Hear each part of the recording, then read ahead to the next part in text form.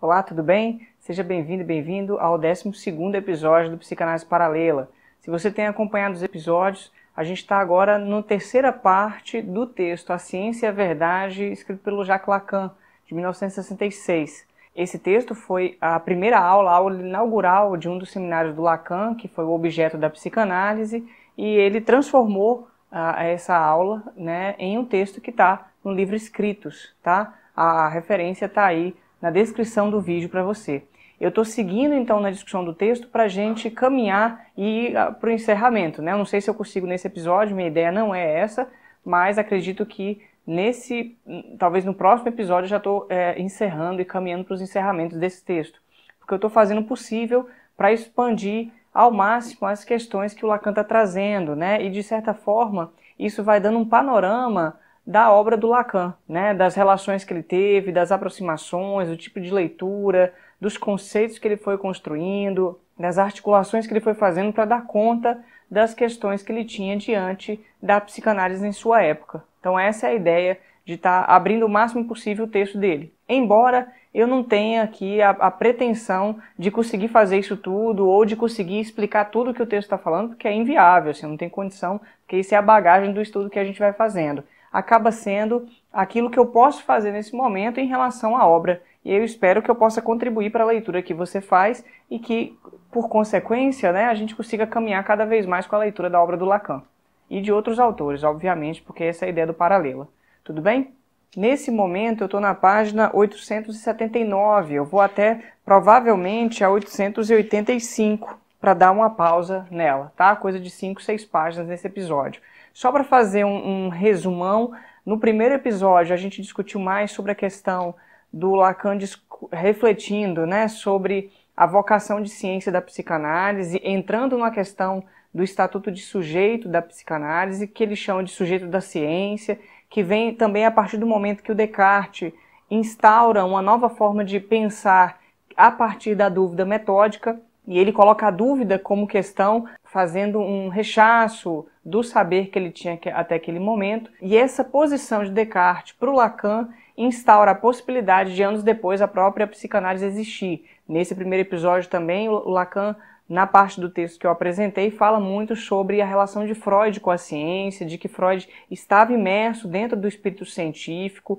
então não tinha como não pensar que Freud estava fora do campo da ciência, porque ele estava o tempo todo se pensando como um cientista ali, né? E caminhando para a discussão sobre o sujeito, que aí o Lacan fala que o sujeito, para ele pensar na psicanálise, ele está articulado aí numa divisão entre o saber e a verdade, que pode ser pensada a partir do modelo topológico da banda de Möbius. Esse foi o primeiro episódio.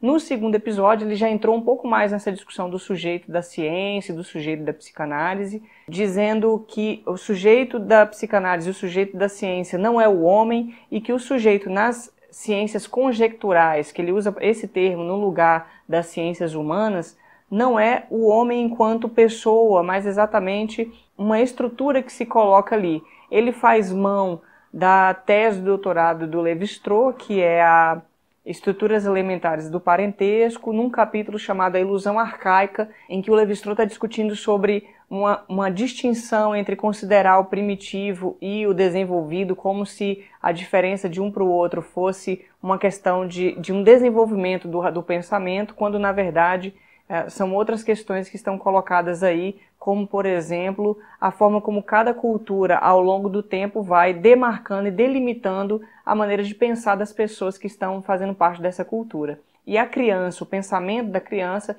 seria o mais aberto possível na medida em que ainda não está tão marcado quanto no adulto, né? E aí o Lévi-Strauss faz uma inversão da questão para dizer que o desenvolvimento nada mais é do que a própria inserção dos elementos da cultura para o ser humano. E isso vai construindo as estruturas que vão marcando os processos psicológicos, né, do indivíduo. Então o Lacan ele traz uma leitura em que somos marcados, banhados pela cultura e pela linguagem, e por isso, em consequência, isso nos estrutura. A concepção dele, portanto, de inconsciente é bastante diferente da do Freud.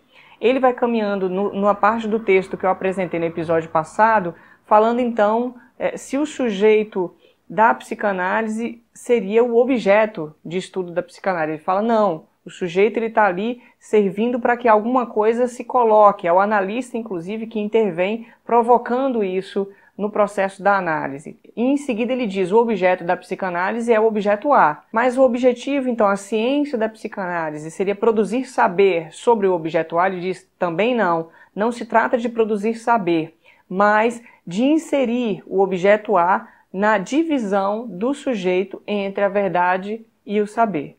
Então ele está caminhando nessa discussão, ele fala inclusive de uma frase muito importante do Freud, que é aquela, onde isso estava, eu devo advir, né? Que é a Ruhe es war soll ich werden, que eu não sei se o alemão, se eu falo tão bem quanto outra pessoa poderia falar, mas basicamente é isso, eu coloco aqui para a gente poder pensar. E ele utiliza isso para mostrar que não é o ego que está em questão, e sim o sujeito. E o sujeito é um sujeito da linguagem. Ele faz uma distinção, então, entre o eu enquanto instância narcísica, né, do eu, egóica, ilusória, objetiva, né, e do eu enquanto sujeito da ciência, sujeito da psicanálise, marcado na estrutura dos significantes. É aí que ele está encaminhando para a parte que a gente está agora no texto.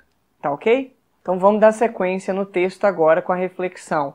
Ele continua aqui, já entrando pela via da discussão que ele estava fazendo antes, na questão da causalidade, mas para isso ele faz um acompanhamento aqui da obra do Heidegger, porque o Heidegger foi uma influência muito importante para o Lacan. O Lacan se utiliza e se apropria muito do Heidegger. Ele diz assim, olha, não é inútil repetir que na experiência de escrever penso logo existo, do Descartes, com aspas ao redor da segunda oração, o Lacan está fazendo aqui uma modificação já com base no Heidegger, ele se penso, dois pontos, entre aspas, logo existo, fecha aspas, ele está mostrando que existe alguma coisa diferente aí. Ele fala, o pensamento só funda o ser ao se vincular à fala, onde toda operação toca na essência da linguagem. Ele usa o Heidegger porque o Heidegger faz uma discussão da seguinte forma, ele diz, quando o Descartes pensa o cogito, né, o penso, logo existo, o pensamento precisa de um tempo ali, ele se articula a linguagem para concluir sua existência. Não é um penso existo, o Lacan até coloca aqui, não é um cogito sum, penso existo, ou seja, o pensar já é existir automaticamente. Não, o pensar para chegar na existência, ele faz uma conclusão e ele faz esse logo aí, ou seja, eu penso e por consequência disso eu considero que eu existo. Mas existe um hiato entre o pensar e o existir que depende de uma elaboração que eu faço com o pensamento. Isso interessa muito ao Lacan, embora o Heidegger vai por uma outra via. Se a gente pega, por exemplo, o Heidegger tem duas discussões que ele faz, uma eu não conheço, que eu acho que foi essa que o Lacan está comentando aqui, que é no ser e tempo. O que eu tenho aqui comigo é o ser e verdade. E nesse livro o Heidegger faz um comentário sobre o Descartes, né? Eu acho que é bastante interessante, eu vou colocar aqui para a gente refletir. Ele diz que o Descartes se coloca na postura da dúvida, né? E essa dúvida é exatamente o que faz com que ele caminhe e vai se tornando uma certeza o duvidar, porque é o duvidar que vai dando a condição dele ter certeza que alguma coisa acontece. Só que o Heidegger vai um pouco mais além por conta dessa questão do ergo, que é o logo, né? Penso, logo existo, cogito ergo sum. E ele faz um comentário sobre isso dizendo assim, ó, este ergo não diz aqui uma conclusão. Descartes não conclui do fato de pensar uma outra coisa que ele é, mas eu penso, portanto, tenho de aceitar o que no dar-se de meu pensamento já é previamente dado junto, meu ser, sum. O sum não é uma consequência e conclusão, mas ao contrário, a base e o fundamento. Então Heidegger está mostrando que não é que você pense e existe. Para você pensar, pensar já é pensar a si mesmo, portanto, o existo, o sum já está colocado ali. Então, para o Heidegger, o Descartes ele tem uma dificuldade, porque ele faz, na verdade, um pensamento cíclico, né? Penso, logo existo, mas para pensar eu já existo enquanto pensante de mim mesmo, o me cogitare, o me penso, né? Penso a mim. E aí ele continua um pouco mais, dizendo algo que eu achei bastante interessante, que é o seguinte, ao levar os homens a duvidar, Descartes os conduz a si mesmos, cada um a seu eu, com uma realidade em que, em última instância, é indubitável, e com isso torna-se o fundamento e a cidadela de todo questionamento e de toda questão. Como eu, o homem desloca-se para o centro da filosofia. O sujeito e a subjetividade alcançam uma precedência diante do objeto e da objetividade. E aí ele coloca o eu no centro do processo. Talvez isso te ajude e me ajude também a pensar um pouco melhor as reflexões que o Lacan está trazendo. Então aqui o Heidegger, ele faz essa reflexão sobre o cogito do Descartes, e o Lacan segue dizendo assim: temos o direito de dar destaque a seu resto. Se o Heidegger falou do cogito sum, penso, existo, o Lacan está interessado no cogito ergo, no penso logo. E ele faz o seguinte comentário: onde se evidencia que nada é falado senão apoiando-se na causa. Logo, é uma conjunção que implica numa consequência, portanto, numa conclusão, e aí me parece que ele está apontando a questão de uma causa, uma causalidade. E isso produz alguma coisa. E o Lacan faz esse jogo aí do cogito ergo para pensar a frase do Freud, que é o solir, que ele fala assim: essa causa é o que está abarcado no solir da frase do Freud, né? Ruh es wahr solir, que é deveria eu, devo eu, ou seja, eu devo ocupar, fazer alguma coisa. Então há uma condição a ser realizada, uma ação a ser colocada. E ele fala, essa fórmula do Freud, né? Esse devo eu, faz inverter o sentido e brota um paradoxo de um imperativo que me pressiona a assumir minha própria causalidade. Então, se alguma coisa se coloca funcionando ali, que é o isso está ali funcionando, devo eu advir em seu lugar, devo eu assumir isso como algo meu. A questão para o Lacan é que quem assume não é o ego enquanto narcisismo do indivíduo, enquanto esse ego que bate no peito e diz eu sou isso, mas é na medida em que se fala e na medida da palavra que eu posso assumir alguma coisa disso. É por esse caminho que ele vai articulando essa questão do devo eu advir. Ele fala então, não sou, no entanto, causa de mim mesmo, e não por ser a criatura. Com o Criador acontece a mesma coisa. E ele vai entrar numa reflexão de alguns parágrafos, são 3 parágrafos ou 4, discutindo sobre a questão da causa de Deus. Ele traz 4 autores para fazer essa reflexão. Um deles é o Santo Agostinho, que o Lacan cita o texto A Trindade de Santo Agostinho, que na verdade é uma obra bem vasta, são acho que 15 volumes compilados aí. E ele fala assim, deem uma lida no prólogo desse livro, né, desse material A Trindade. A gente encontra, eu achei na internet, eu vou colocar na referência para você. O problema é que tem muitos prólogos, porque são vários volumes no mesmo material. E eu tentei ficar encontrando, né, o que ele estava falando sobre essa causalidade aí, mas realmente não encontrei. Se você tiver alguma informação, coloca nos comentários que eu posso buscar melhor para poder pensar a respeito. Então ele cita o Santo Agostinho, ele cita o Spinoza, ele volta para o Descartes por conta da relação de Spinoza com Descartes, e ele vai para o Ângelo Silesius no final dessa página ainda. Então só para a gente entender um pouco melhor, quando ele fala do Spinoza, ele diz assim, a causa de si espinosista pode tomar emprestado o nome de Deus. E aí isso faz uma referência, me parece, ao livro do Spinoza, A Ética. Nesse livro, o Spinoza faz uma longa reflexão, aqui o livro, né? Em que o primeiro capítulo, são 5 partes, a primeira parte se chama bem isso mesmo, Deus. E ele vai construir o que é Deus. Deus aqui já não é um Deus religioso no Spinoza, né? O Deus, para ele alcançar essa reflexão, ele vai pela noção de substância. E aí eu vou ler uns trechinhos só para você ter uma noção do que se trata, tá? Não vou me aprofundar muito. Você pega lá na primeira parte, que se chama Deus, nas definições, ele tem uma definição que é a seguinte: por Deus, a número 6, por Deus compreendo um ente absolutamente infinito, isto é, uma substância que consiste de infinitos atributos, cada um dos quais exprime uma essência eterna e infinita. E a noção de substância no Spinoza é aquilo que existe em si mesmo e que por si mesmo é concebido. Então, Deus, ele existe em si mesmo, por si mesmo é concebido, ele é um ente absolutamente infinito, né, de infinitos atributos e que se exprime com uma essência eterna e infinita. Dá para entender? Um pouquinho mais à frente, ele vai fazendo suas proposições. Ele tem uma proposição, é a 14 e a 15, as 2 proposições, que eu acho que ajuda a gente a encaminhar um pouco mais. Ele fala, além de Deus, não pode existir nem ser concebida nenhuma substância. Então a única substância que existe é Deus. Tudo mais faz parte de Deus. E aí isso vai dando a noção do que é a noção de Deus para Spinoza. A proposição 15 é a seguinte, olha: tudo o que existe, existe em Deus, e sem Deus nada pode existir nem ser concebido. Ou seja, Deus não é alguma coisa que está de um lado e as outras coisas de outro. Deus não cria as outras coisas. Tudo é expressão de Deus enquanto substância, porque só existe uma, que é Deus.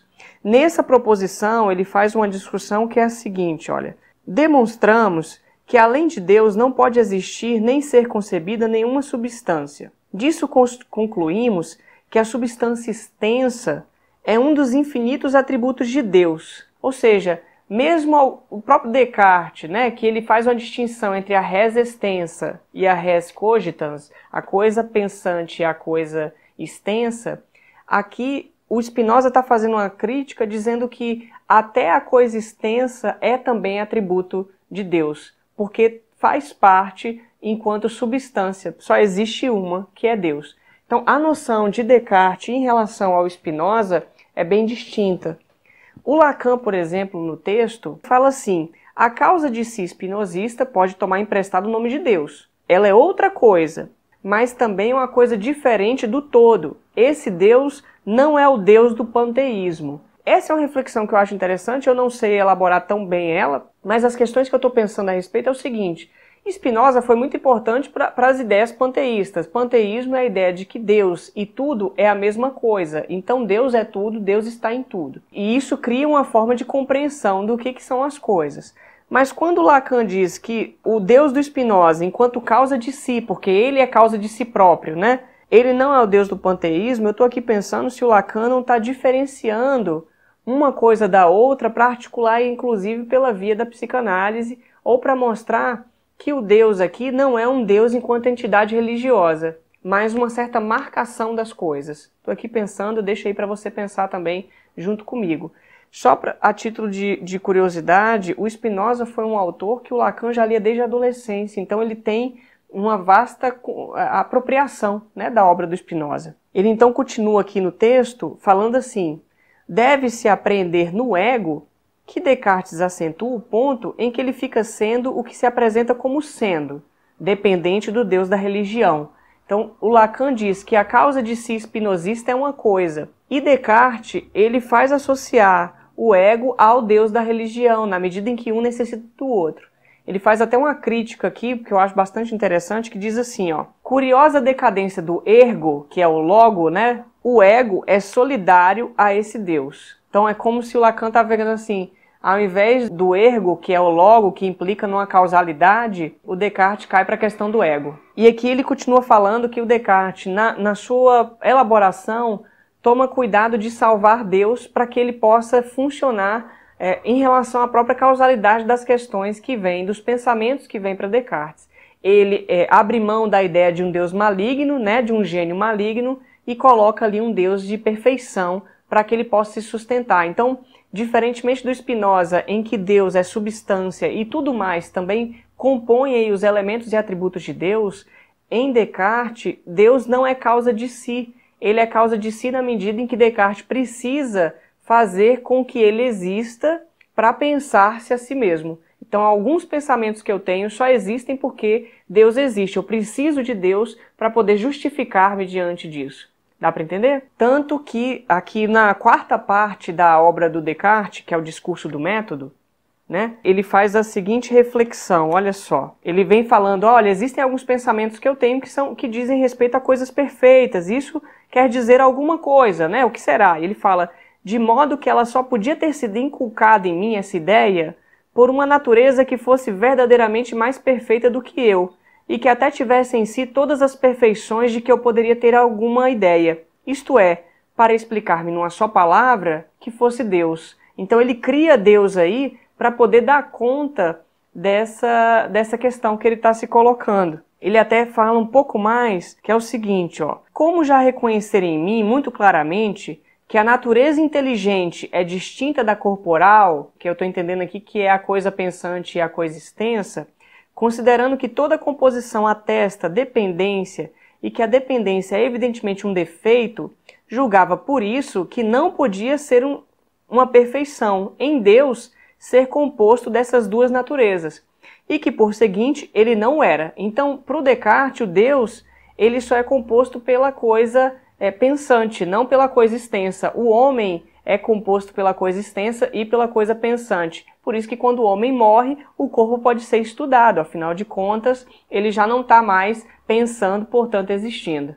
Dá para entender essa reflexão? Então vamos continuar um pouco mais com Lacan para a gente ter uma ideia disso. Ele continua aqui fazendo essa crítica no sentido de que Descartes fica então preso ao Deus da religião. E ele fala em continuidade.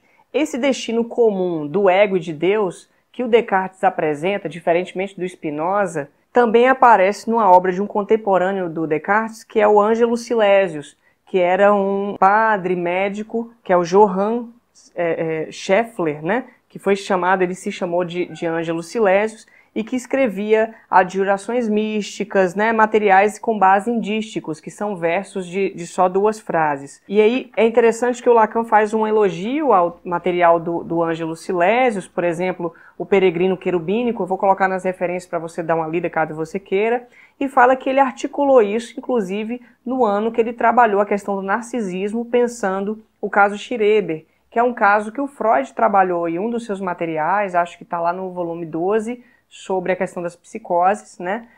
O Schreber, ele sofreu um surto psicótico, produziu, né, um delírio aí de grandeza, de feminização, de que ele seria a mulher de Deus, tá? Então ele acho que é nesse sentido que ajuda a pensar também. E ele escreveu um livro chamado Memória de um Doente dos Nervos. E aí o Freud fez uma análise desse livro. O Lacan faz uma discussão sobre isso, eu não sei, talvez seja no seminário 3, que é o das psicoses, mas eu não tenho certeza. E aqui nesse material do Peregrino Querubínico, o Ângelo Silesius, ele mostra como ele pensa a relação do eu e com Deus. Eu até anotei aqui para poder ler para a gente pensar. Olha que interessante, está lá no dístico 1, em algoritmo romano, 008, 009, 010 e 011. Eu achei esses 4 aí, que inclusive o Lacan cita em alguns momentos. Ele diz assim, olha, Deus não vive sem mim. Eu sei que sem mim, Deus não pode viver por um momento. Se eu for aniquilado, ele deve necessariamente expirar. Eu tenho de Deus e Deus de mim. Que Deus seja em mim, tão afortunadamente, sem desejo, ele recebeu tanto de mim como eu dele. Eu sou como Deus e Deus como eu. Eu sou tão grande quanto Deus, ele é como eu tão pequeno. Ele não pode estar sobre mim, nem posso estar debaixo dele. Deus está em mim e eu nele. Deus é em mim o fogo e eu nele o brilho. Não somos intimamente comuns um ao outro? Então, olha como é que o eu e Deus estão, o ego, né, e Deus estão presos um ao outro, né, que é a leitura que o Lacan fala criticando o Descartes, né, a leitura que o Descartes faz ali que o Lacan critica.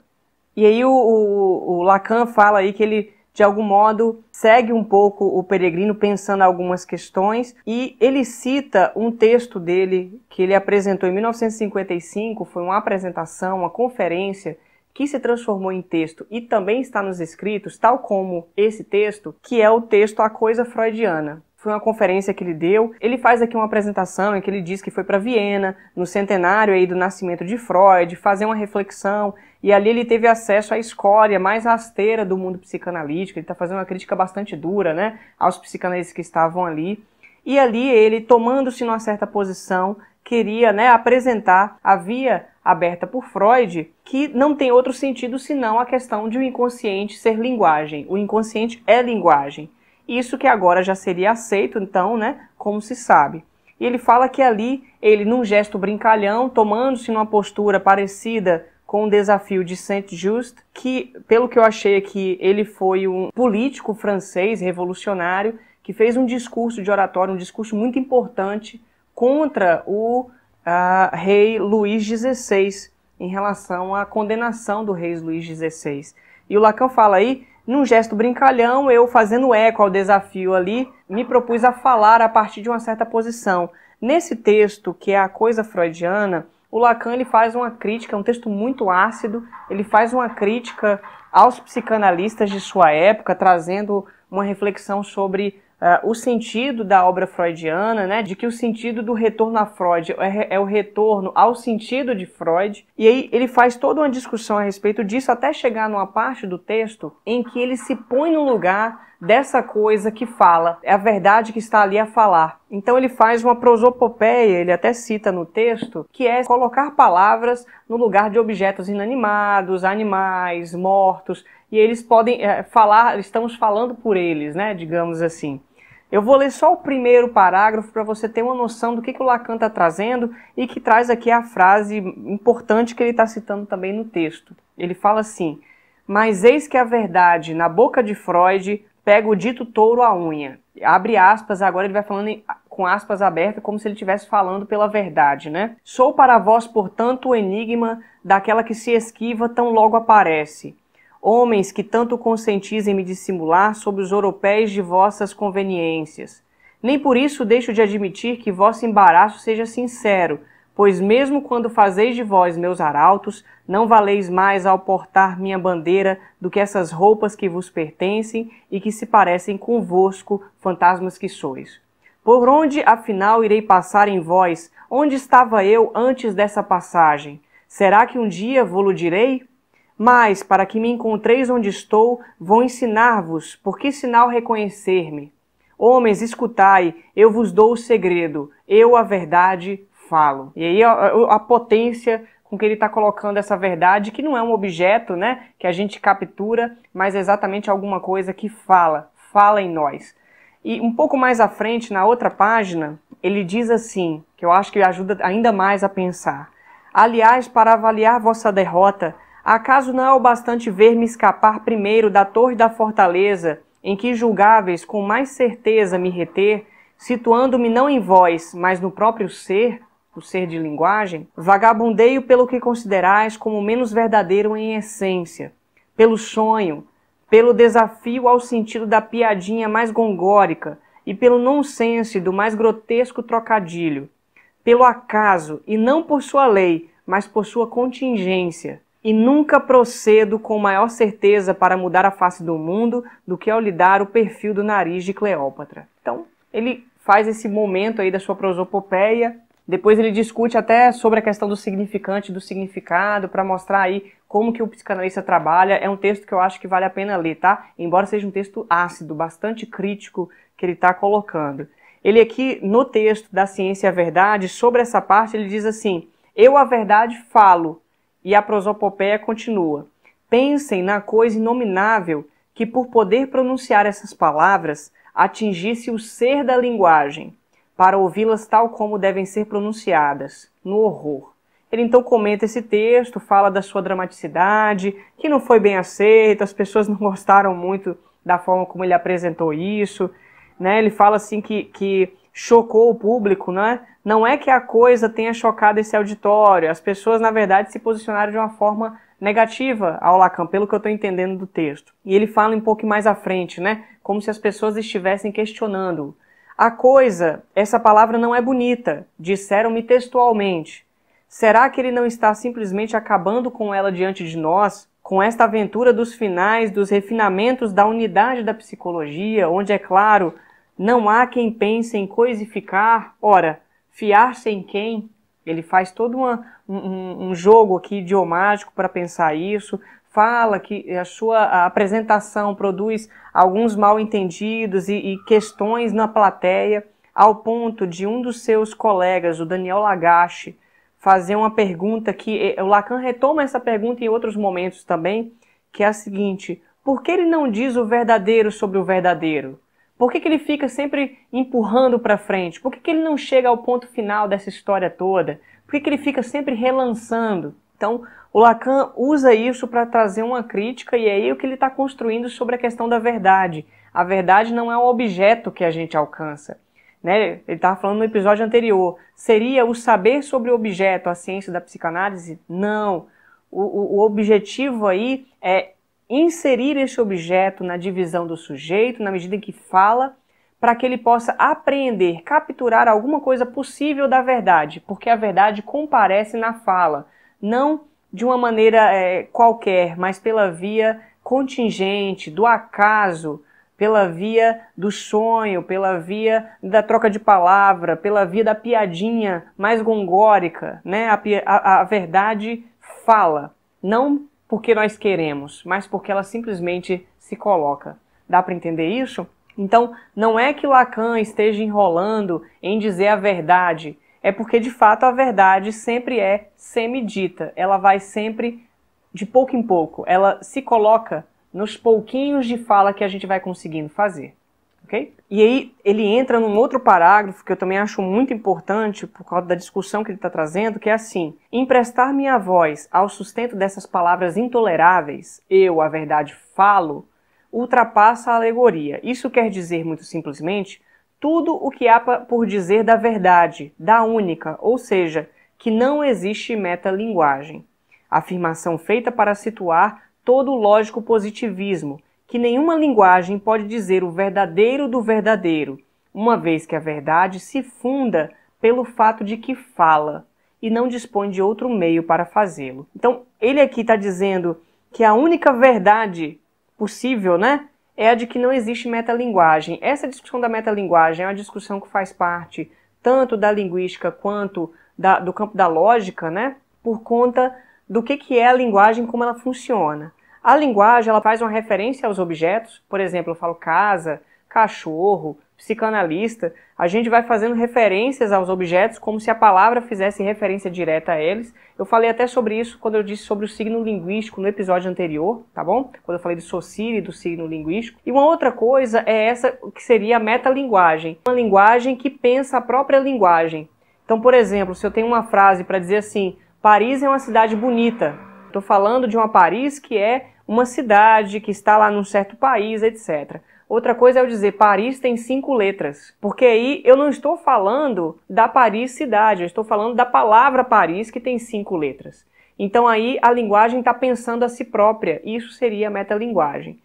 Um pouco mais pensando nisso, a metalinguagem é uma linguagem que nós podemos utilizar para tirar todos os subjetivismos, os psicologismos e os erros de interpretação para conseguirmos discutir alguma coisa. Então ela tende a ser uma linguagem mais formal, uma linguagem que permita fazer um cálculo sem que a gente convoque o sujeito para equivocar ou que coloque dificuldade na compreensão. Para a gente pensar na crítica do Lacan, e não só dele, mas de outros autores, por que me parece o Lacan está dizendo que não há metalinguagem? Porque toda vez que você tenta criar uma linguagem para pensar a linguagem, você não sai do campo da linguagem. Então você continua dentro da linguagem. Não existe essa outra linguagem, porque na hora que você cria essa linguagem, você já está dentro da linguagem e é a linguagem que te marcou na sua experiência de vida. Você já está preso nela, não tem como fugir dela. Então, a suposição de que existe uma linguagem outra, essa metalinguagem, que fosse neutra e permitisse pensar a linguagem, é uma ilusão, né? Isso na leitura do Lacan, principalmente do ponto de vista da clínica psicanalítica, né? Para pensar. Se eu estou ali com um paciente escutando ele, a teoria funcionaria como uma metalinguagem, né? O paciente está falando, eu tenho uma teoria que é uma linguagem que explica a linguagem que ele está me dizendo. Então ele vai no psiquiatra, ele fala, eu estou sentindo isso, isso e isso. O psiquiatra, depressão. Então eu estou usando uma outra linguagem para interpretar a sua linguagem. O Lacan faz uma crítica muito dura a esse tipo de posição, porque você, na verdade, está inserindo saber e deixando de escutar as verdades que vão se colocando de pouco em pouco na fala do sujeito ali. E aí, nesse momento, o Lacan tira a teoria como uma outra linguagem para interpretar. O psicanalista não trabalha com uma metalinguagem, ele trabalha com a linguagem do paciente. É a única linguagem que existe, é exatamente isso.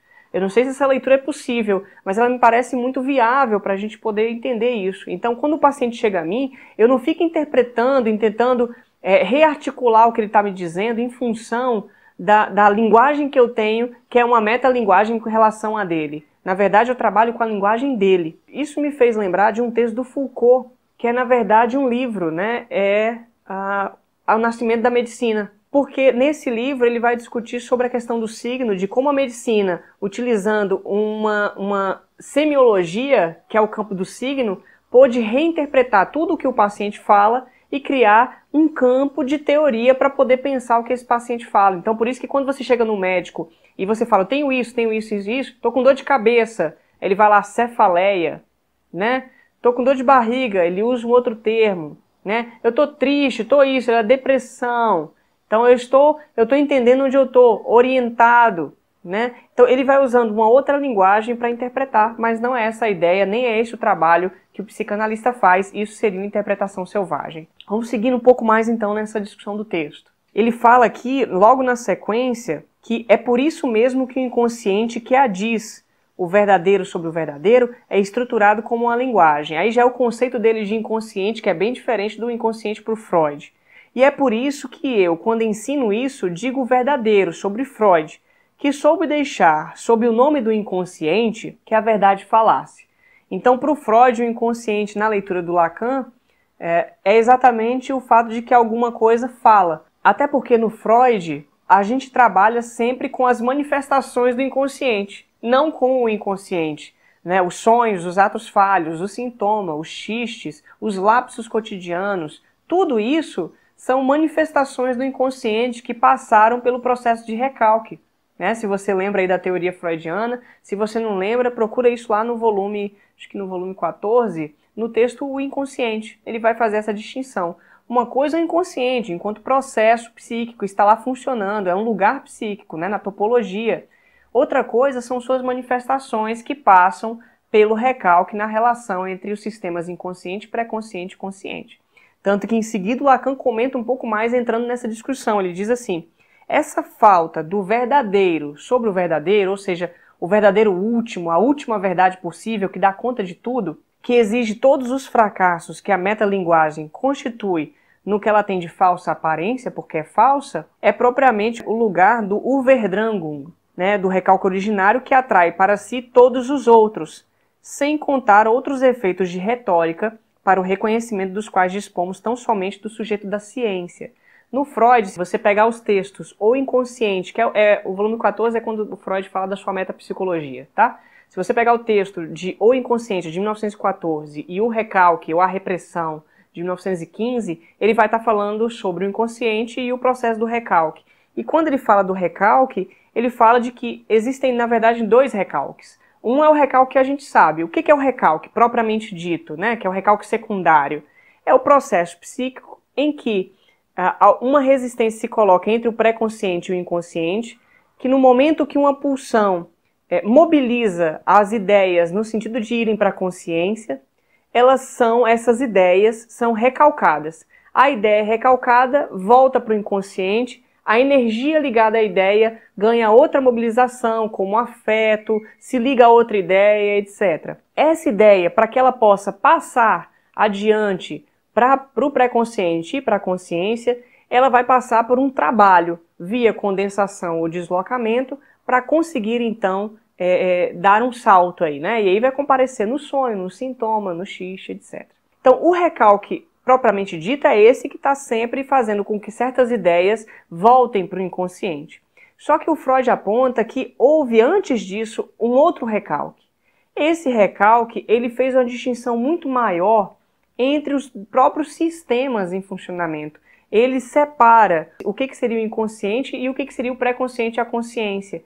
Então ele é a primeira marcação por conta dos traços de satisfação da criança, né? No contato com a mãe, com o peito, da satisfação que ela vai tendo de mamar. Isso vai deixando marcas e criando um conjunto de representações de coisa, a coisa freudiana, que estão ali marcados na fundação do inconsciente enquanto tal. E quando a criança vai se desenvolvendo e crescendo, ela vai entrando em contato com a linguagem, se apropriando de outros elementos, isso vai ficando marcado de outra maneira, porque as representações de palavra vão marcando o pré-consciente, então, e a consciência, né? Então, a representação de palavra não alcança o inconsciente, só alcança o pré-consciente. No inconsciente estão as representações de coisa.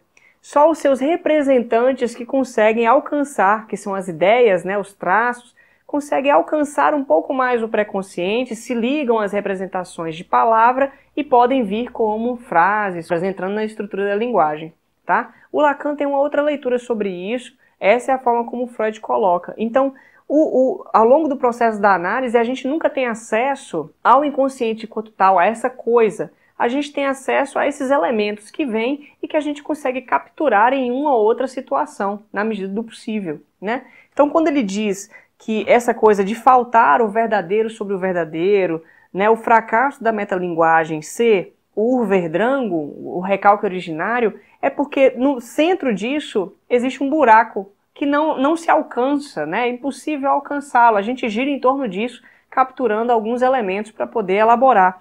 E a via que o Lacan se propõe para isso é a via do sujeito da ciência, que está articulado com a linguagem, que está dentro dessa estruturação. E aí é a partir daí que a verdade fala. Então, para o Lacan, a coisa freudiana se manifesta enquanto uma verdade que fala em alguns momentos, né? Ela se lança aí espontaneamente, contingencialmente sobre nós. Dá para entender como que ele está colocando essa questão?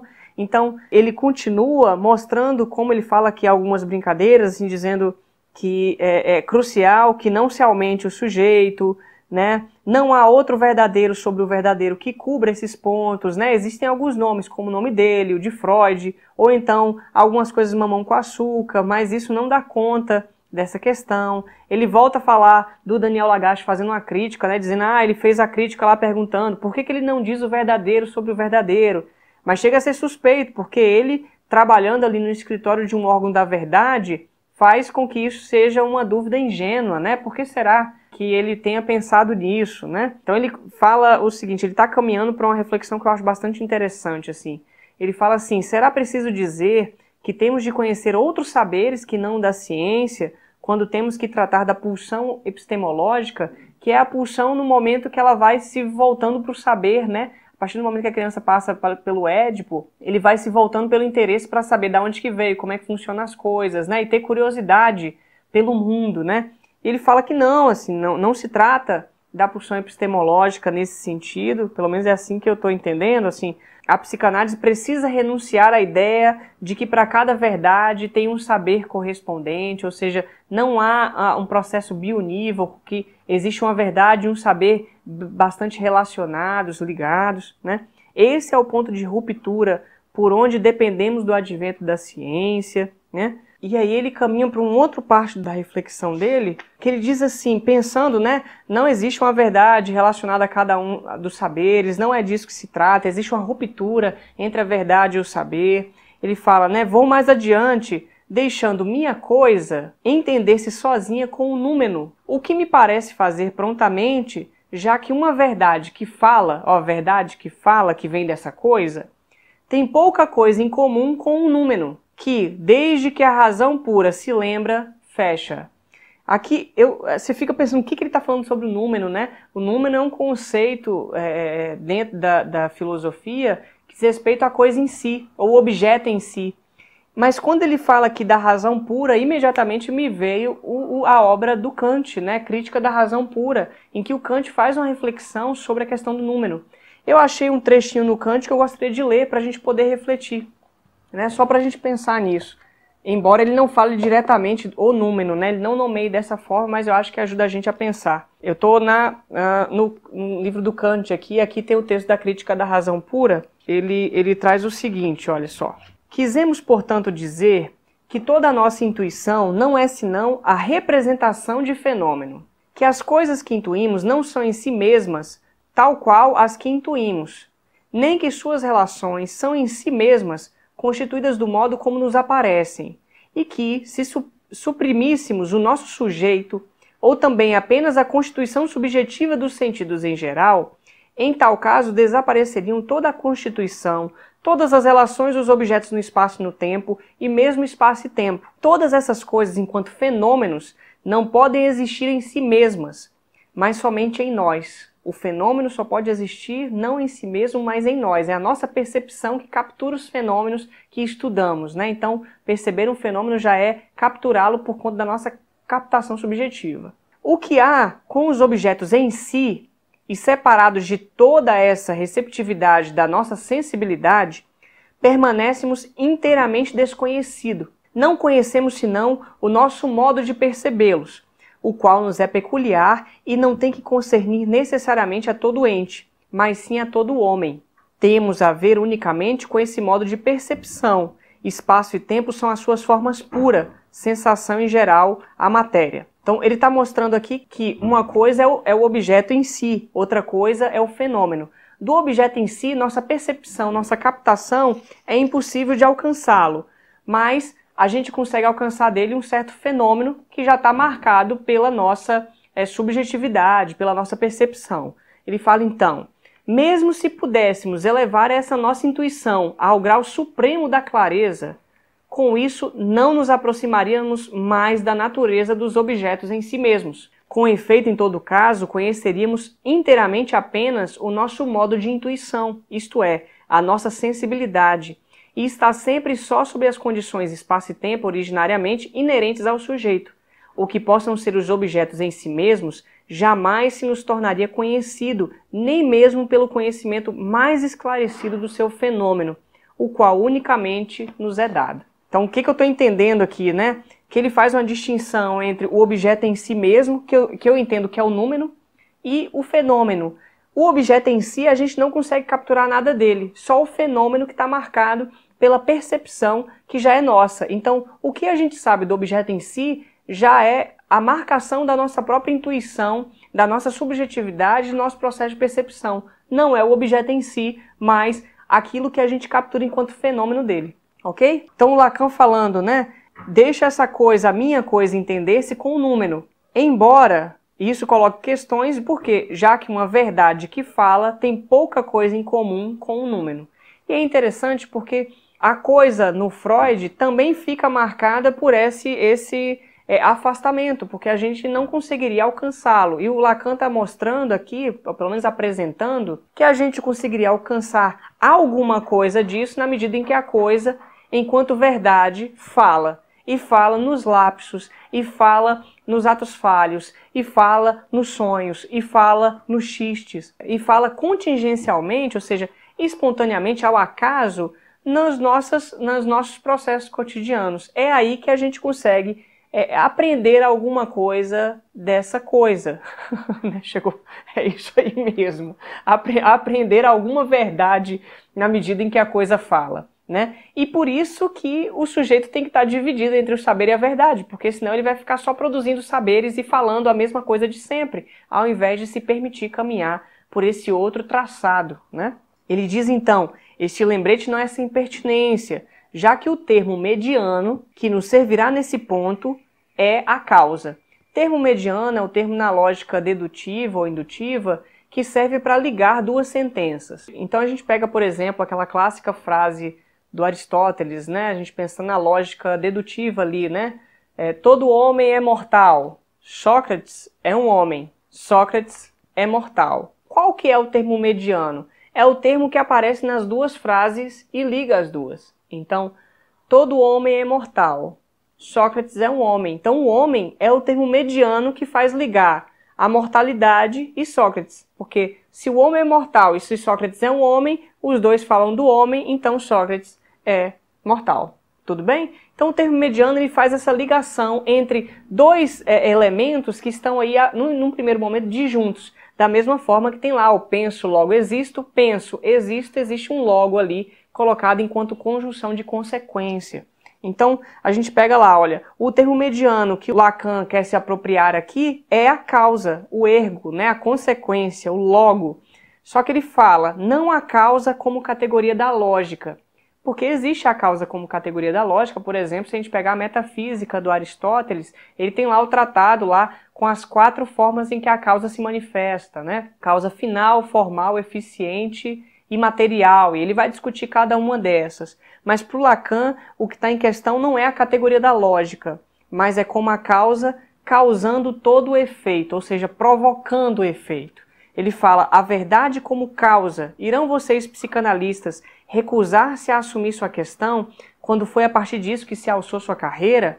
Se existem praticantes para quem a verdade como tal supostamente age, não são vocês? Então a verdade age. É a partir dessa questão da verdade que o psicanalista se coloca no processo da sua carreira. Ele fala então, nesse próximo trecho, na página 884 agora, que não se espantem, né, com o que isso pode provocar de questões nas revoluções de pensamento. Ele fala, quando Lenin escreveu que a teoria de Marx é onipotente porque é verdadeira, ele deixa vazia a imensidão da pergunta aberta por sua fala. Por que será, né, que supondo-se muda a verdade do materialismo, seja pela via dialética ou histórica, por que seu poder aumentaria ao ser feita sua teoria, né? Que é essa questão do saber ali, da verdade, né?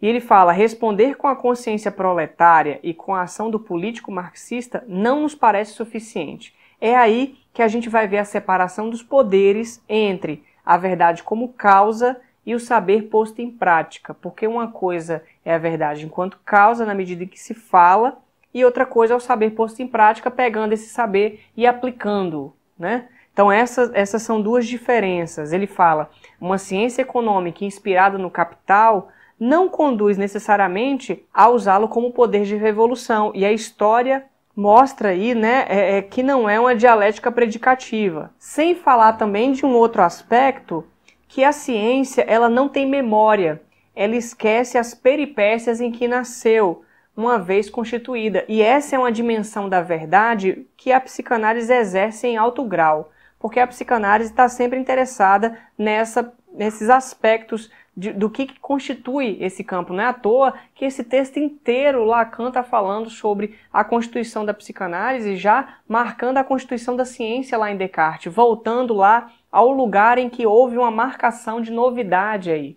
né? Acho que essa é uma reflexão importante. O próprio Freud, pensando na questão da coisa, do Urverdrangum, né? O Lacan trazendo essa coisa enquanto a verdade eu falo, né? Alguma coisa lá retornando aos primórdios, né? Isso é muito comum na psicanálise. Ele fala até, dizendo sobre essas revoluções do pensamento, que ela não é sem o drama subjetivo que essas crises colocam, né? Entre um pensamento e outro, entre uma época e outra, entre uma mudança de um período, de uma forma de pensar e outra. Essas crises constituem um drama subjetivo que é o drama do próprio cientista. Então, não é porque o nome e a proposta de uma teoria mudou que a gente vai ficar só focado nisso. O que está em questão aí é exatamente essas crises que estão colocadas, ao ponto dele citar aqui as vítimas dessas crises, como, por exemplo, o J.R. Meyer, ou Meyer, não sei como é que se diz, o Cantor, né, que parecia que tem alguma coisa de um surto, eu não conheço tanta história dele, mas de mostrar que esses cientistas, esses pesquisadores, eles estavam marcados por dramas subjetivos na hora da construção disso. Não se trata só de uma mudança, de uma revolução de pensamento, né? Como eu vinha falando no texto lá do episódio sobre o problema da demarcação, né? Não se trata só de uma mudança de uma teoria para outra, a revolução do pensamento, mas dos dramas subjetivos colocados ali à pessoa do próprio cientista, né? E ele vai discutindo por essa via, né? Por exemplo, alguns que chegaram à própria loucura, né? E aí o próprio drama da psicanálise aponta isso, né? A forma como Freud lidou, dele ter analisado seus próprios sonhos para pensar e construir seu campo, não seria diferente da postura de outros tantos homens aí e mulheres da ciência. E aí ele vai encerrando esse ponto, aqui eu vou dar a pausa para a gente encerrar o episódio, ele vai encerrando falando, né? Que esse é um programa que ele está esboçando aqui, tá longe de ter sido coberto, né? Chego até vê-lo um tanto bloqueado, e por conta disso ele vai enveredar com prudência, pedindo aí que as pessoas que estavam acompanhando reconheçam nas luzes refletidas dessa abordagem.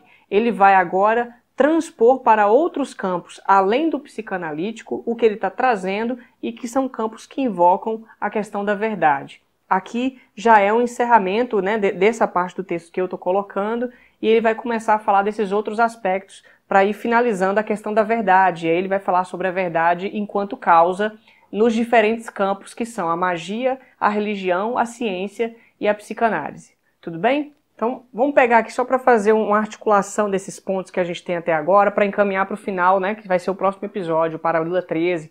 Então o Lacan ele vai fazer uma discussão sobre a questão do que é o campo da psicanálise em relação à ciência, articula a questão do sujeito, dividido entre saber e verdade, aponta o que é o objeto da psicanálise, que não é para produzir um saber sobre ele, mas inseri-lo nessa divisão para que o sujeito apreenda alguma coisa da verdade. Ele traz uma frase importante do Freud, que é onde o isso estava, o eu deve advir, mas esse eu que deve advir não é o ego, então o psicanalista não tem que fortalecer o ego, ensinar a pessoa a lidar com o seu mal-estar, ensinar a pessoa a ser mais forte, não é isso, não é motivar a pessoa, mas é exatamente insistir para que ela fale. Quando ela fala, alguma coisa da linguagem se coloca no caminho de do campo da verdade, e isso permite com que algumas coisas se produzam, que nesse momento a verdade fala e a gente vai aprendendo pedacinhos ali dessa verdade, que é sempre um meio dizer, é sempre semidita, ela aparece ali no meio do caminho como um ato falho, um xiste, um sonho, o próprio sintoma, etc., sempre casualmente, sempre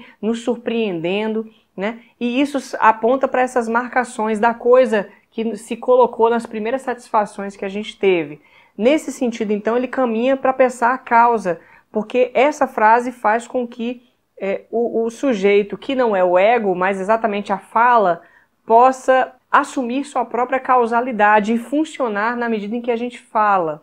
Esse assumir a própria causalidade permite Lacan pensar as questões de Deus, né? Como que ele é pensado em relação ao eu e à existência em diferentes autores. E aí na caminhada que ele faz, ele vai mostrar que o que é importante é o fato de que não há uma outra linguagem para dar conta disso, é a própria linguagem que vai, na medida em que se fala, articulando as questões que o psicanalista busca trabalhar ao escutar o seu paciente, né? Nesse ponto do texto, então, ele abre o campo, porque ele fala, a minha questão agora é pensar o termo mediano, né, que é a questão da causa, mas não a causa no ponto de vista da lógica, mas da causa enquanto produzindo todo o efeito. E aí eu pretendo apresentar, ele diz, outros campos a partir desse esboço, desse empreendimento que eu estou construindo, e aí no próximo episódio ele vai falar no texto sobre magia, a religião e a ciência em relação à psicanálise. Tá ok? O que você achou desse episódio? Como é que está a sua leitura do texto? O que você tem achado? Dá uma olhada nas referências, eu vou deixar o máximo de material possível para vocês, tá? E vamos discutindo mais. Acho que vai ser importante para a gente caminhar e eu espero que possa estar contribuindo com o seu estudo e sua reflexão sobre o campo psicanalítico. Tá ok? Até o próximo episódio do Psicanálise Paralela. Deixa nos comentários, curta aí, é muito importante. E compartilhe, claro. E a gente se encontra na semana que vem. Um abraço. Tchau, tchau.